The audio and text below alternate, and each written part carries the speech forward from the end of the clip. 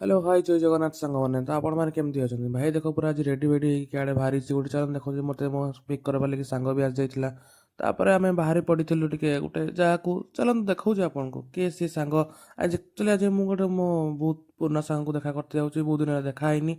ତ ତାକୁ ଦେଖା କରତେ ଯାଉଛି ଆଉ କିସ